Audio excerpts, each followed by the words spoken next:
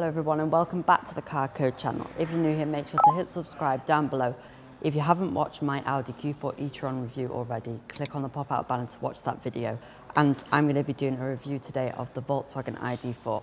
I'm going to be showing you the inside, the outside and giving you information about pricing, colours, spec, etc.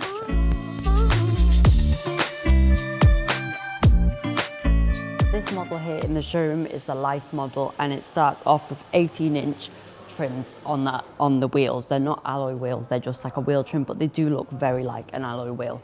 If you do want alloy wheels, you can get them as an option or they're standard on style and above. This is finished in the scale silver colour, which is just a silver metallic colour, pure silver colour, and it's quite nice. If you want a bit more of a funkier, brighter colour, you can get it in King's Red, or you can also get it in the dusk blue colour, which is like a really nice sort of dark blue colour. The range starts with the Life model, which has 148 horsepower for the base motor. That gives you 213 miles of official range. Volkswagen tend to have their actual range very similar to what the official stated range was. You can get the range to go all the way up to 319 miles, so an extra over 100 miles on this car as well. So it starts off, the range starts at 34,995, and that's for the Life model. If you want to go to the Style model, that starts from just over £38,000 and that has more extras on it, like upgraded headlights as well as proper 18-inch alloy wheels as well. The thing about having 18-inch wheels is you've still got a good sidewall on these. As electric cars are heavier, they tend to ride a lot firmer, and because this has got a good sidewall, it'll be much more comfortable than with bigger alloy wheels. So the good thing about that ID.4 in the electric market is it's one of the few electric SUVs out there, and it's reasonably priced at that too. So it's really practical for families. It's got a much bigger boot than most electric cars as well, and a good range too. Volkswagen has decided to keep the style pretty simple and futuristic. It's not as crazy or wacky or out there as the high-end Ioniq or something like that. If you don't need all this extra space that an SUV gives you, the ID.3 may be a good option. It's smaller than this, but it's the same sort of principle. Inside feels very similar and the quality is all really good as well. The boot on this is 543 litres, which is really good. As you can see, it's absolutely massive. And that's perfect for families, and you can get everything you need in there. Loads of electric cars out there that you can buy that are smaller and cheaper, like the Nissan Leaf or cars like that, but this is going to hold its value much better and it feels more luxurious and spacious as well. So how often will you need to be charging your ID.4 then? Well, the range starts off at 208 miles of range, and that's on a higher one. Larger alloys knock the miles down a few miles. But on the Life, it starts from 213 miles all the way up to 319 for the 77 kilowatt hour battery. That starts from £42,520, which gives you a lot more range, 100 miles, and might be something considered if you're doing long distances to get you into the electric market. This is where you plug it in, and it's also got two different points, so you can charge it pretty much anywhere where you need to. It can also do 100 kilowatt hour fast charging, so you can charge this pretty fast. If you're like on the motorway or need to go to the supermarket or something, it's perfect for that. It also is a good chance on longer journeys just to have a nice rest, and especially if you're not doing longer journeys, then this is definitely something to consider. You don't have to sacrifice on anything, and in fact you gain a lot not having to spend a lot on fuel, especially as the prices are rising.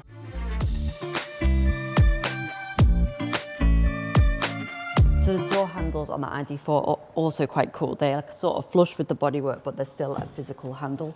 You press a little thing underneath and it releases the door. So it's very easy to use. Now let's have a little look inside the ID.4.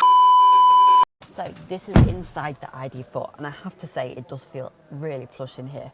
I do like these captain armrests here, and they're really useful because you can just get them out of the way if you don't need them.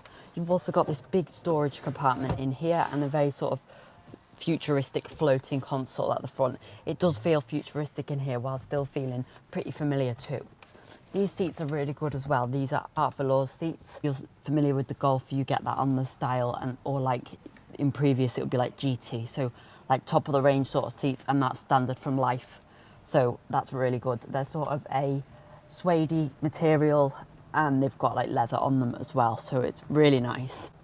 One thing you might not be a huge fan of is the dark headlining, but you can get a sunroof as an option, or it's standard on the Max model, and that's really cool. You've also got this display here and your gear changer. This is actually really cool how this is here. It's so easy to see, and even when you move the steering wheel up and down, it stays there, so you're never going to block the view, and that's really well thought of. The way it stays on, you'll always see that screen.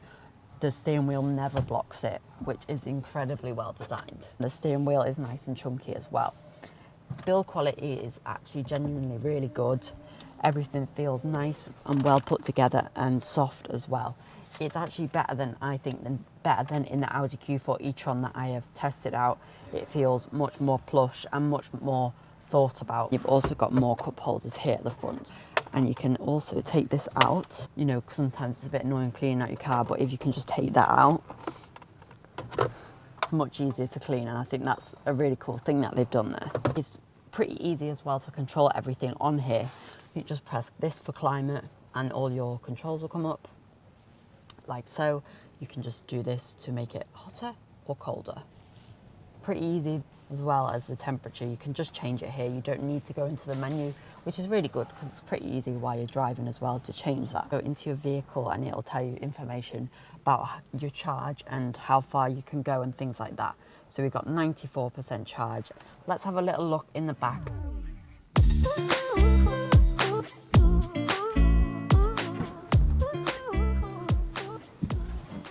So the back.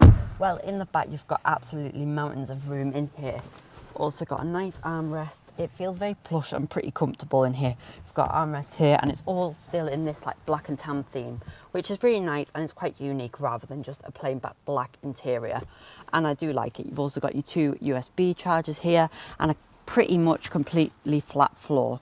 The centre tunnel is about this high up, so it's literally completely flat and really good, especially if you want to transport people in the middle. And that's what's really good about this car as an electric car. It's built from the ground up electric, and it's really designed for families. It can comfortably sit 5 adults in here easily, and that's a really good thing about this car. Another good thing is all the kit that you get on it as standard. Standard you get heated seats, LED headlights, sat nav, adaptive cruise control, lane assist, and much more. So it really is packed on this car. Of course, there's a few downsides, like the wheel trims don't feel the most premium, and it's a shame that you don't have honey yellow available on this at the moment, but it may come back, who knows. So what are my favourite things about the ID.4? Well, I really like how simple everything's laid out and how easy everything is to use. Inside it feels very clean, but you still have all the buttons where you need them. It's much better than cars like a Tesla, for example, where every single thing is through the screen. You've still got buttons underneath the screen and everything's clearly laid out. After a few minutes, you'll get completely used to the feeling of the ID.4. I also think the practicality on this car is just great. Really useful if you need to transport things in the back a lot of the time or anything like that. And you've also got a false floor under here where you can put your electric charging cables, like so. So everything is pretty much thought about. So that's the ID.4, Volkswagen's 4th electric vehicle. So first of all, they made the e-Golf, and they made the e-Up, and then they made the ID.3, and this is the ID.4. Also, there's the ID.5 out now, which is sort of a coupe style version of this car. So I do think the ID.4 is a really great electric car. There's other electric cars that are a bit more crazy or have more funky colours and design, but Volkswagen have decided to make something that's going to hold its value very well, and it's going to be very practical for families. This car is expected to hold its value extremely well compared to other brands such as Peugeot, Skoda, as well as high-end. I think it's a really good car. So if you like this video, make sure to subscribe to the YouTube channel, and I'll see you in the next one.